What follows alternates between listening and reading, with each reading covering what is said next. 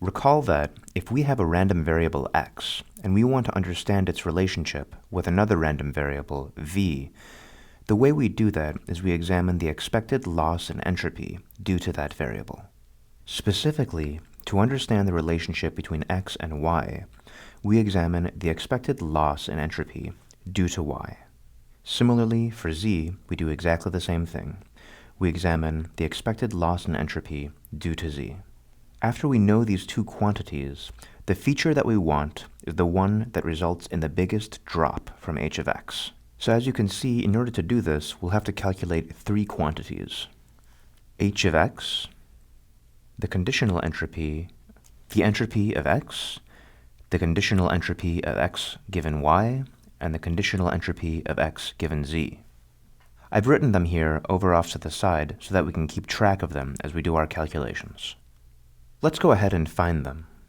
So h of x is just this expression, minus 1 times the probability of x times log of probability of x, minus the probability of x2 times the log of probability of x2.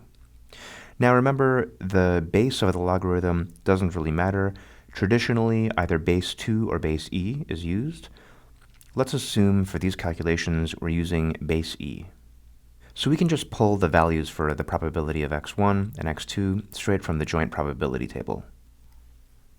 And if we do that, we find we get minus 1 times 0.472 times log of 0.472 minus 0.528 times log of 0.528, which is approximately 0.691.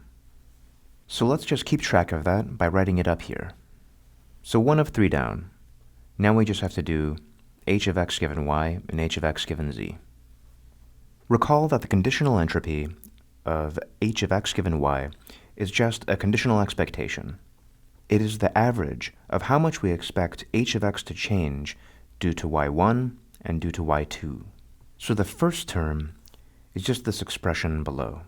So first, let's tackle h of x given y1. h of x given y1 is just minus 1 times the probability of x1 given y1 times the log of probability x1 given y1 minus probability of x2 given y1 times the log of probability of x2 given y1.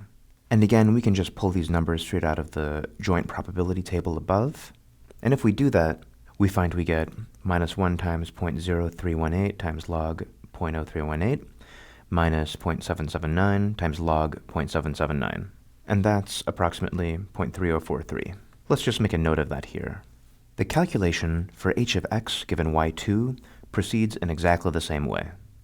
And if you evaluate that, you get approximately 0.6888. And let's just make a note of that here.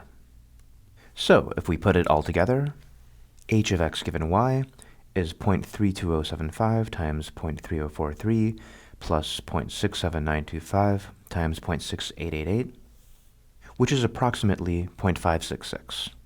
Let's make a note of our second term above. Now the calculation for the conditional entropy of x given z proceeds in exactly the same way. I'm not going to step through the calculation for this one as well. I'll leave that to you. But you'll find that if you do, you get approximately 0.5787. So now we have all three of our terms. Before knowing anything about y or z, h of x is 0.691. It drops to 0.566 when we condition on y, and it drops to 0.5787 when we condition on z. So recall that the feature that we want is the one that results in the biggest change in entropy, which is the argmax of h of x minus h of x given a variable, where in this case the variables range over y and z. So you can see that in this case, the answer is y, although not by that much. This difference for y is 0.125, whereas for z, it's just slightly less at 0.1123.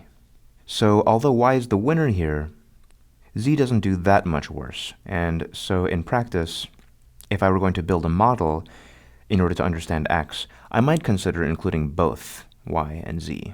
But if I had to choose one, y is the winner.